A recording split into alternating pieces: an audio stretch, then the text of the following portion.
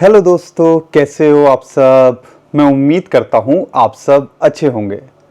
दोस्तों, जैसे federal reserve के इंटरेस्ट रेट कट की डेट पास आ रही है, माहौल यहां बनता जा रहा है और जिस हिसाब से सिग्नल मिल रहे हैं, ऐसा लगता है कि अभी बहुत कुछ 2025 में होना बाकी है। और सबसे इंटरेस्टिंग बात पता है इस टाइम पे मुझे क्या लग रही है कि बिटकॉइन एक रेजिस्टेंस को पार करने की कोशिश कर रहा है। उसके बारे में मैं बताऊंगा। इथेरियम भी इस टाइम पे ठंडा है, कुछ ज़्यादा मूव नहीं कर रहा है। लेकिन ऑल्ट कॉइन्स की वजह से, या अगर हम ऑल्ट कॉइन्स का मार्केट कैप देखते हैं, बिटकॉइन और इथेरियम को छोड़ के अगर मार्केट कैप देखते हैं, उसके अंदर एक उछाल आता देखने को मिल रहा है। बिटकॉइन की डोमिनेंस थोड़ा गिरते देखने को मिल रही है। और आज जो मेरे पास आपके लिए चार्ट है, वो कहीं ना कहीं आपकी उम्मीदें जगा देगा, क्योंकि मुझे पता है आप में से ज़्यादातर लोगों के पास में ना बिटकॉइन है ना इथेरियम है, तो एक ब्रेकआउट की कगार पे हैं। वो चार्ट क्या कहता है वो तो मैं इस वीडियो के अंदर आपको बताऊंगा ही। लेकिन जब फेड इंटरेस्ट रेट कट की बात होती है, और जिस हिसाब से अब 25 बेसिस पॉइंट की बात नहीं हो रही है, लोग कहने लगे हैं कि एक बड़ा कट देखने को मिल सकता है। और अगर बड़ा कट देखने को मिलेगा तो हम ज़्यादा शॉक नहीं होंगे कि आने वाले दिनों के अंदर या अक्टूबर की शुरुआत में ही हमें एक नया ऑल टाइम हाई बिटकॉइन के अंदर और एक बड़ा मार्केट के अंदर मूव लेते देखने को मिले। तो यहाँ पर इसके ऊपर भी हम बारीक नज़र रखेंगे, और उसके लिए मेरे पास एक चार्ट जो है ना, वो भी मैं इस वीडियो के अंदर शेयर करूंगा। अभी सितंबर की शुरुआत में ही है, 7-8 तारीख पे ही हैं, लेकिन आज जो सितंबर को रेक्टेंबर बोल रहे थे, उनके लिए मैं अक्टूबर का एक डेटा सामने लेके आया हूं आपके लिए। तो उसको भी नज़र में रखिएगा, क्योंकि पिछले 10 साल के अंदर देखते हो सिर्फ एक बार ही बिटकॉइन ने नेगेटिव रिटर्न दिया है, अक्टूबर महीने के अंदर। अब इस सितंबर को देखूं या मैं इस अक्टूबर को देखूं, डिसाइड आपको करना है। मार्केट के अंदर क्या चल रहा है, क्या न्यूज़ अपडेट निकल के आ रही है। और ये मत भूलिएगा, अगर हम यूएसए की मार्केट देखते हैं, S&P 500 की बात करते हैं ऑल टाइम हाई पे, गोल्ड ऑल टाइम हाई पर, M2 अगर ग्लोबल मनी सप्लाई की बात करते हैं ऑल टाइम हाई पर, ये बिटकॉइन और क्रिप्टो करेंसी मार्केट ही थोड़ा पीछे है। नहीं तो माहौल तो पूरा बन रहा है। और जिस हिसाब से एक शॉकिंग डेटा निकल के आया ना, उसके बारे में आप ज़रूर जानिएगा, समझने की कोशिश कीजिएगा। क्योंकि यहाँ पे 2, 4, 5, 10 हज़ार बिटकॉइन सेलिंग नहीं करी वेल्स ने, 1 लाख से ऊपर बिटकॉइन की सेलिंग करी है पिछले 1 महीने के अंदर, और बिटकॉइन फिर भी $1 लाख के नीचे नहीं गया। अब ये अगर कोई आम दिन होते ना, या कोई अगर हम बेयर मार्केट के अंदर होते, तो मार्केट लुट पिट चुकी होती और इस टाइम पे सब कुछ ऐसा लगता कि भैया अगले 4 साल तक का वेट करो। लेकिन यहाँ पर उसके बाद में भी बिटकॉइन कोशिश कर रहा है थोड़ी रिकवरी दिखाने की। यहाँ पर सारी चीज़ें वो भी बताऊंगा, डेटा क्या निकल के आ रहा है, ग्लोबल मार्केट के अंदर क्या चल रहा है, ये सब इस वीडियो के अंदर बताने वाला हूँ, समझाने वाला हूँ। लेकिन खास नज़र रखिएगा, आज मैं 2-3 चार्ट जो आपके लिए लेके आया हूँ उसके ऊपर, क्योंकि ऐसा लगता है कि एक ब्रेकआउट की कगार पे पूरी की पूरी क्रिप्टो करेंसी मार्केट है। और हिस्टोरिकली भी देखते हो, अक्टूबर, नवंबर, दिसंबर आखिरी क्वार्टर अच्छा रहता ही है। तो हमारे पास ज़्यादा दिन नहीं बचे हैं।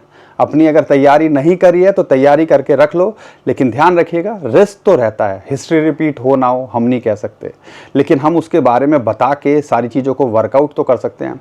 क्योंकि बिटकॉइन के अंदर तो हिस्ट्री रिपीट होते देखने को मिली। इथेरियम ने भी अपना ऑल टाइम हाई बना दिया, बड़े कॉइन्स भी अपने ऑल टाइम हाई बना चुके हैं या बनाने की कगार पे हैं। लेकिन अब जो इंटरेस्टिंग बात है, बिटकॉइन और इथेरियम थोड़ा सा ज़्यादा मूव नहीं कर रहे हैं, लेकिन ऑल्ट कॉइन्स की डोमिनेंस बढ़ती देखने को मिल रही है। तो कहीं ना कहीं यहाँ पर हमें सारी चीज़ों पे बारीक नज़र रखनी है और एक उम्मीद तो जगती है। तो यहाँ पर मार्केट जो है अगले 1-2 हफ्ते के अंदर वॉलेटाइल भी रह सकती है।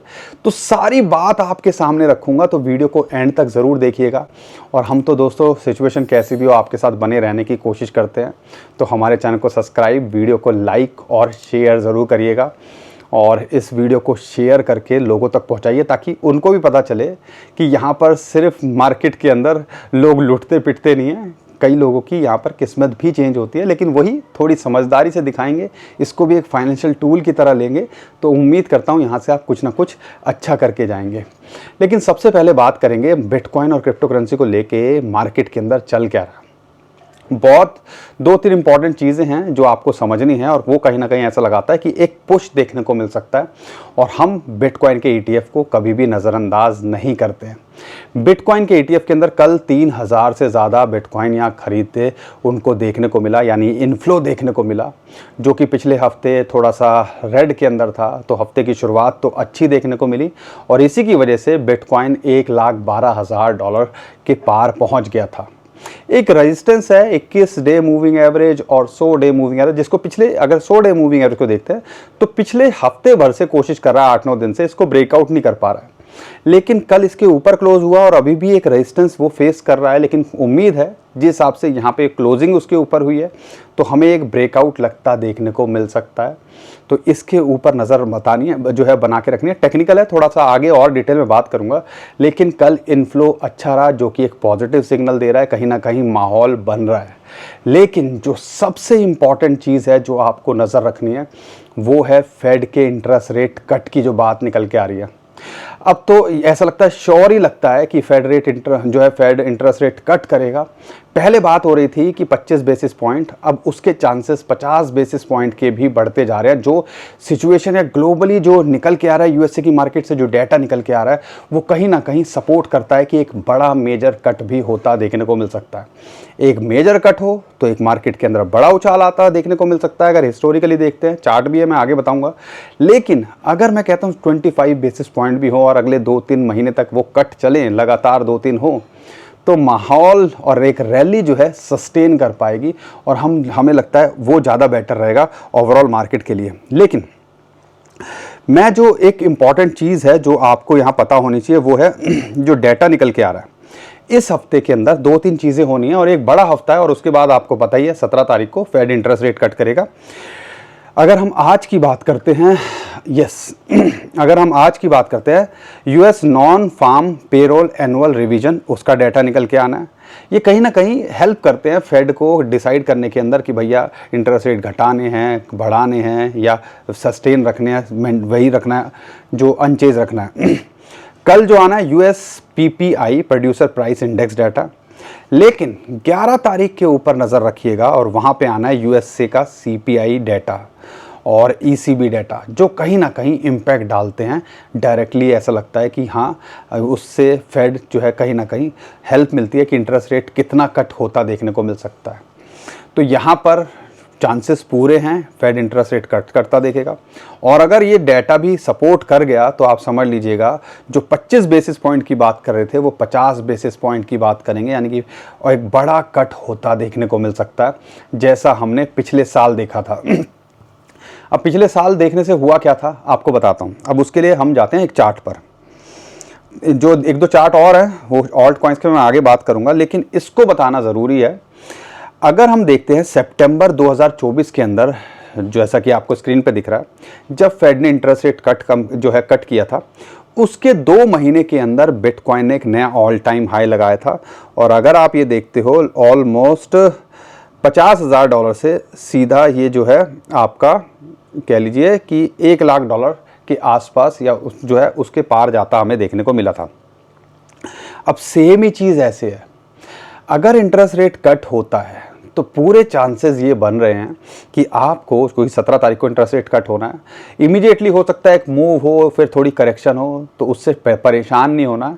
पॉइंट क्या है, अगले 3 महीने यानी कि हमने 2025 तो गुजारने की कोशिश करनी है, और ये बात हम आपसे कितनी बार बोल चुके हैं। रिस्क को कवर करके चलो, पोर्टफोलियो को सही से मैनेज करके चलो, और यहाँ पर ये सारी चीज़ों को आपने देखना है।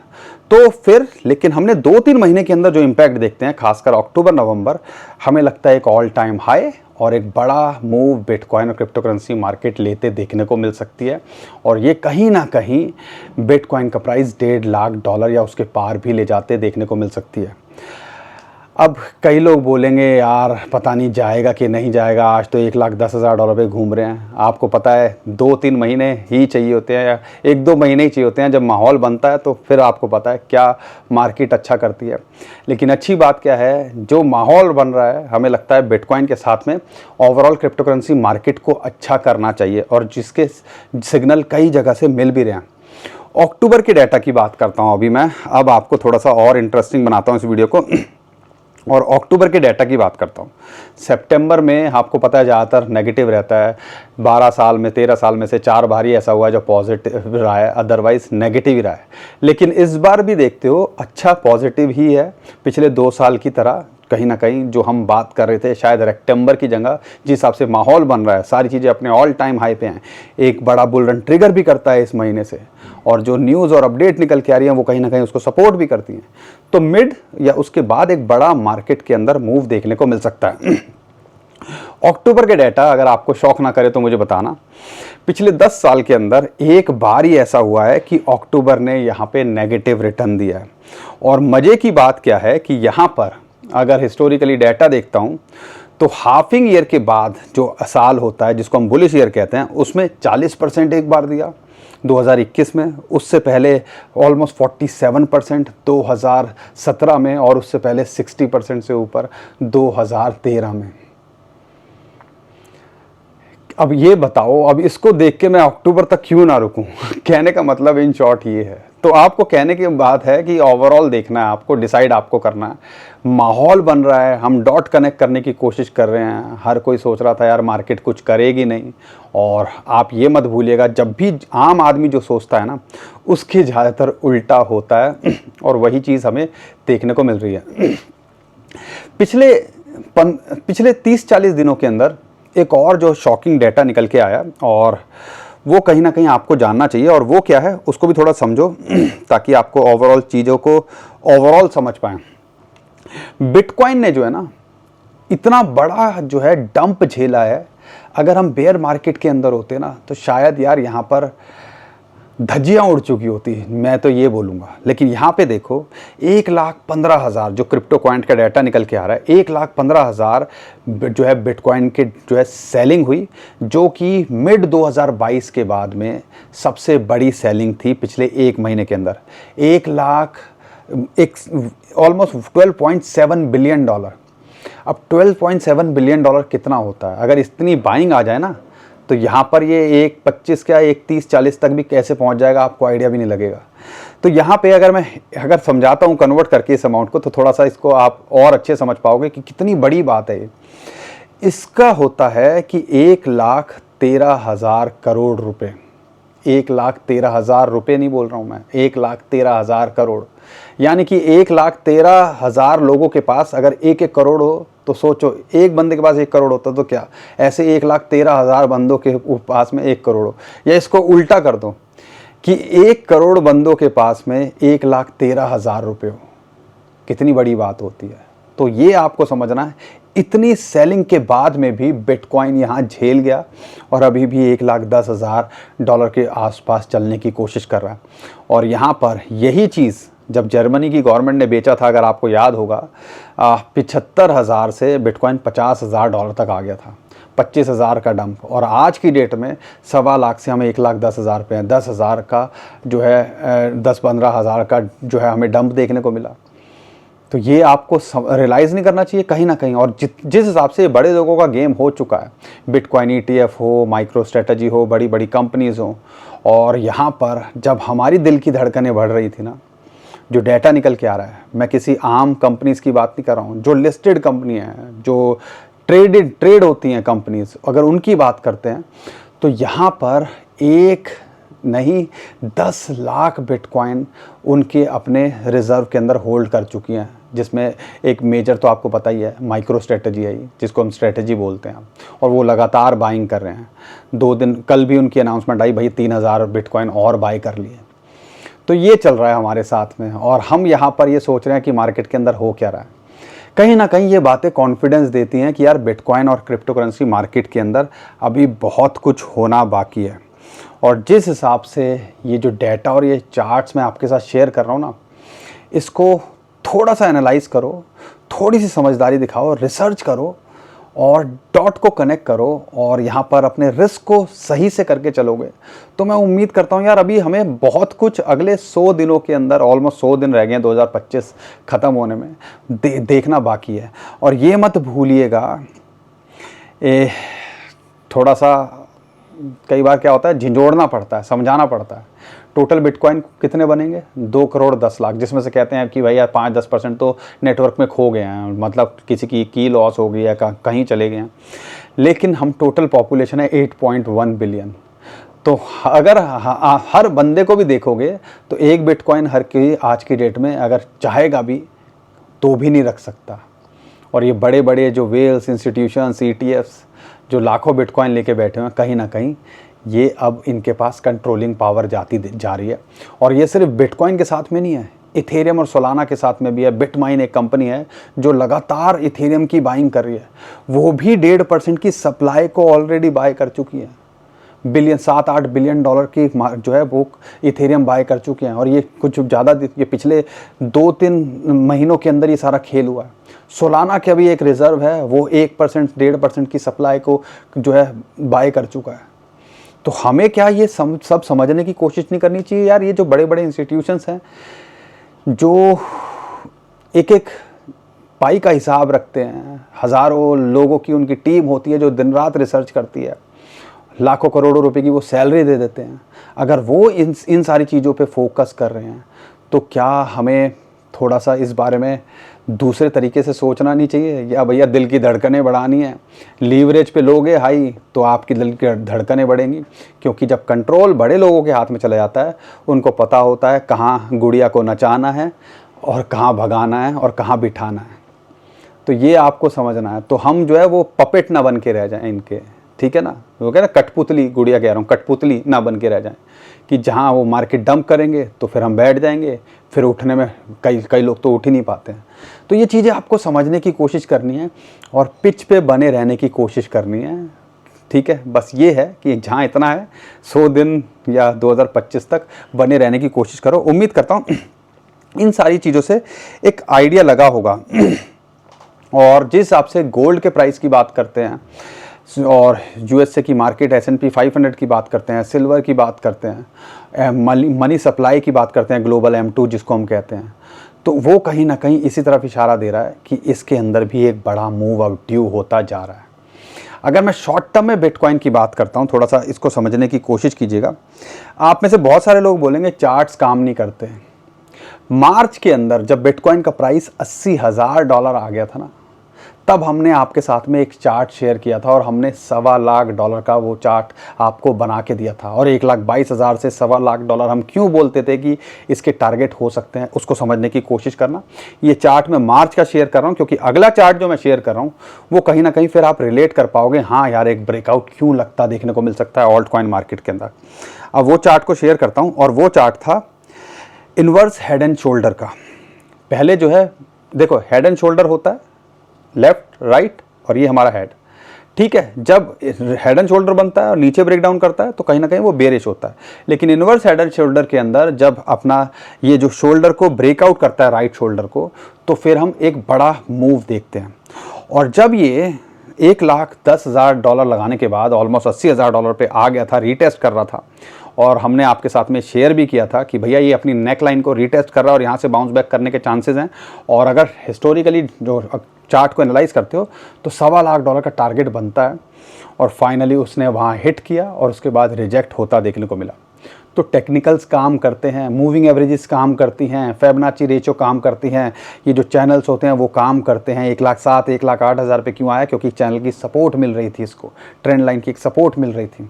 आगे थोड़ा सा डिटेल में बात करूँगा उसके बारे में। ये चार्ट मैं क्यों बता रहा हूँ, क्योंकि मेरे को एकदम से ये चार्ट आया और मैंने कहा हाँ यार ये $1.25 तो कई लोग सोच रहे हैं, शॉक में है कि आएगा कि नहीं आएगा और वहाँ से रिजेक्ट क्यों होगा। और हमने ये चार्ट आज नहीं मार्च में शेयर किया था।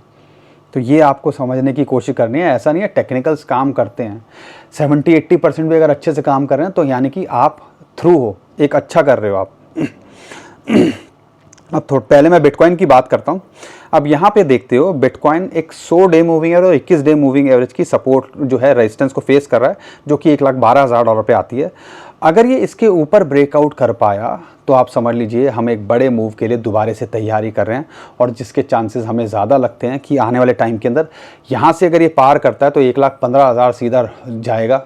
और अगर फेड इंटरेस्ट रेट की बात करते हैं, CPI का डाटा सही निकल के आ गया तो यहाँ पर हो सकता है 11 तारीख को ये मूव करता देखने को मिले और फेड इंटरेस्ट रेट कट कर देता है तो ये अपने ऑल टाइम हाई को दोबारा छूता देखने को मिले।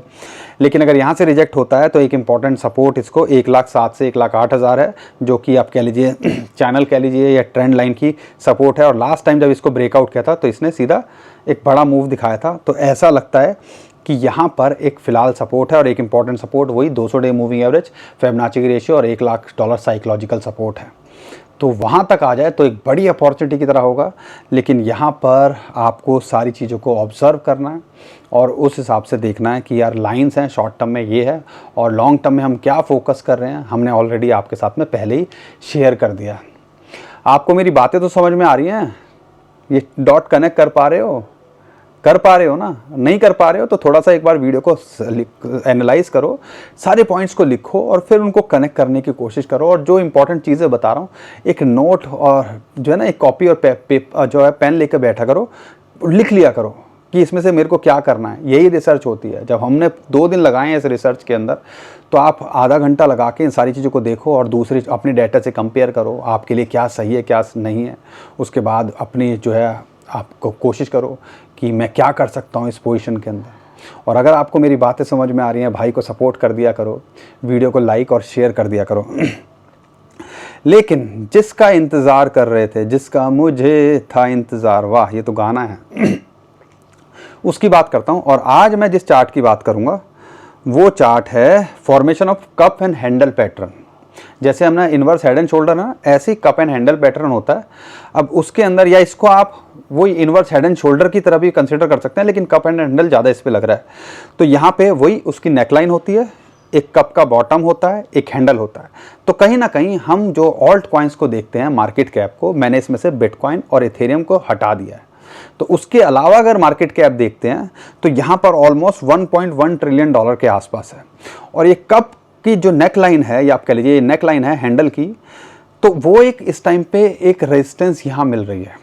लेकिन अगर इसको ब्रेकआउट कर पाया तो हमें लगता है कि एक बड़ा मूव अगले 2-3 महीनों के अंदर अगर आप देखते हैं तो यहाँ से ये $3.5-4 ट्रिलियन तक की भी मार्केट जाते देखने को मिल सकती है। और बहुत कंजर्वेटिव देखूं तो $2-2.5 ट्रिलियन भी जाते देखने को मिल सकती है। तो यहाँ से अगर यहाँ ये मार्केट दुगनी होती है तो आप समझ लीजिए कई ऑल्ट कॉइन्स के अंदर एक बड़ी ग्रोथ देखने को मिल सकती है। और जिस हिसाब से इथेरियम और बिटकॉइन यहाँ थोड़ा ठंडे लग रहे हैं, फिर भी एक मोमेंटम आती देखने को मिल रही है दूसरे कॉइन्स के अंदर, कहीं ना कहीं वो भी है कि जो हिस्टोरिकली डाटा को देखते हो, RSI को देखते हो, सब कुछ ओवरसोल्ड है। यानी कि ऑल्ट कॉइन्स को अगर आप देखते हो तो इससे बुरे कभी भी हालत के अंदर नहीं थे। तो ऑल्ट कॉइन्स के अंदर अब ज़्यादा गुंजाइश गिरने की है नहीं, अपने बॉटम के आसपास हैं। तो यहाँ से एक मोमेंटम इनके अंदर भी बनता देखने को मिल सकता है। और पार्ट 2 ऑल सीज़न की बात करते हैं तो ये मत भूलिएगा, बिटकॉइन बढ़ता है, फिर इथेरियम बढ़ता है, फिर बड़े कॉइन्स, और फिर सारे कॉइन्स के अंदर एक बड़ी रैली आती है या मोमेंटम बनते देखने को मिलती है। तो कहीं ना कहीं उनका लग रहा है कि आने वाले टाइम के अंदर जल्दी ही नंबर आता देखने को मिल सकता है। और अगले 2-3 महीने यहाँ पर काफ़ी धूम धड़ाका होता देखने को मिल सकता है। बाकी आप डिसाइड करो आपको क्या करना है। और उम्मीद करता हूँ ये चार्ट भी आपको अच्छा लगा होगा। इन चार्ट्स के स्क्रीनशॉट लेके रख लिया करो ताकि इन फ्यूचर कहीं और भी आप इनको लगा सकते हो, रेफरेंस ले सकते हो। और रिजेक्शन क्यों मिले, अगर यहाँ पे रिजेक्शन मिलेगी तो पता होना चाहिए क्यों मिल रही है। इस इंडिकेटर के हिसाब से रिजेक्शन का फेज़ भी है, और अगर यहाँ से ब्रेकआउट करता है तो फिर सीधा एक बड़ा मूव देखने को मिल सकता है ऑल्ट कॉइन मार्केट के अंदर। अब बिटकॉइन के बारे में बात कर ली, ऑल्ट कॉइन्स के बारे में बात कर ली, अब कुछ कॉइन्स भी मैं ले लेता हूँ। और बिटकॉइन की डोमिनेंस 58% से दोबारा नीचे आ रही है।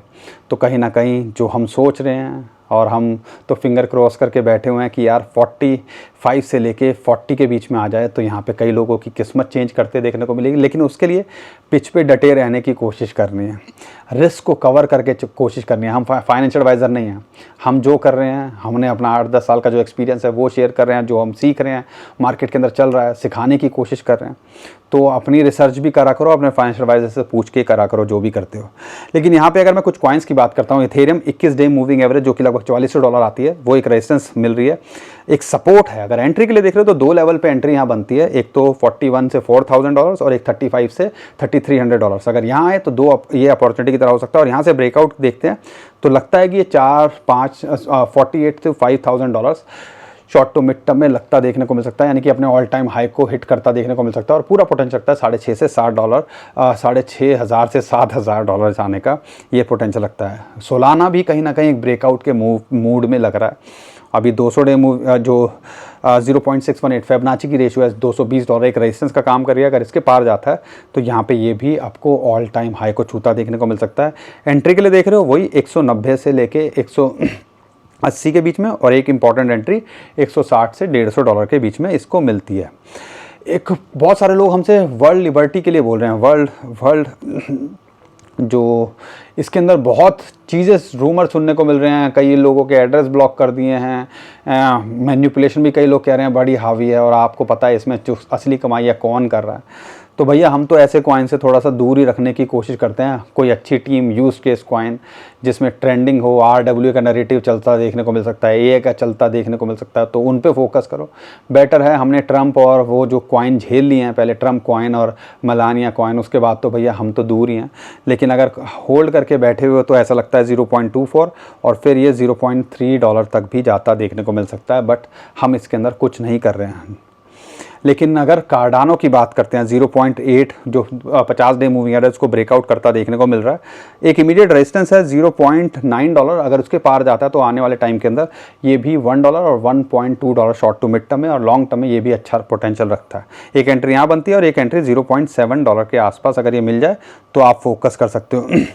बाकी बहुत सारे कॉइन्स हैं जिन पर आप फोकस कर सकते हो, लेकिन वही बात है, कॉइन बताते रहेंगे, चीज़ें करते रहोगे, लेकिन ऐसा लगता है जिस हिसाब से माहौल बन रहा है तो यहाँ पे कई कॉइन्स, और ख़ासकर जिन्होंने अब तक करना होगा वो कर चुके होंगे, तो अच्छे कॉइन्स, बड़े कॉइन्स होल्ड करके रखो। और टॉप 40 टॉप 50 कॉइन्स की भी बात करता हूँ, ऑलमोस्ट 70 से 90% के बीच में गिरे हुए हैं अपने ऑल टाइम हाई से, तो पूरा पोटेंशियल रखते हैं। अगर यहाँ से वो 20-25% की रिकवरी कर देते हैं तो एक अच्छा मूव वो भी कहलाएगा। तो अच्छे कॉइन्स में बने रहो, उम्मीद करता हूँ आने वाले टाइम के अंदर सब अच्छा होगा आपके साथ में। बहुत सारी चीज़ें मार्केट के अंदर चल रही हैं, बहुत कुछ होना है, मार्केट वोलेटाइल भी हो सकती है अगले 10-15 दिनों के अंदर। तो यहाँ पर हर चीज़ के लिए तैयार रहो, बुरे के लिए तैयार रहो, अच्छे के लिए तैयार रहो, लेकिन वही समझदारी यही कहती है कि रिस्क उतना लो जितना आप झेल सको, ताकि बुरा वक्त भी कट जाए। और हमें लगता है बुरा वक्त जो है कहीं ना कहीं ऑलमोस्ट जाने की कगार पे है। ये हिस्टोरिकली अगले 3 महीने अच्छे रहते हैं, बाकी टाइम बता ही देगा। हम तो आपके साथ यहाँ बने रहने की कोशिश करते हैं, तो आप भी हमारे साथ बने रहने की कोशिश करो। उम्मीद करता हूँ आपको हमारा कंटेंट अच्छा लगा होगा। वीडियो पसंद आई तो वीडियो को लाइक, चैनल को सब्सक्राइब कीजिए, ट्विटर टेलीग्राम को हमारे फॉलो कर लीजिए, नीचे डिस्क्रिप्शन जो लिंक है उसी से कीजिएगा। बहुत सारे स्कैमर हमारे नाम से स्कैम करने की कोशिश कर रहे हैं, उससे भी आप बच पाओगे। अभी के लिए विदा लेता हूँ। खुश रहिए, मुस्कुराते रहिए, कमाते रहिए। आपका दोस्त पंकज। थैंक यू, नमस्कार, धन्यवाद।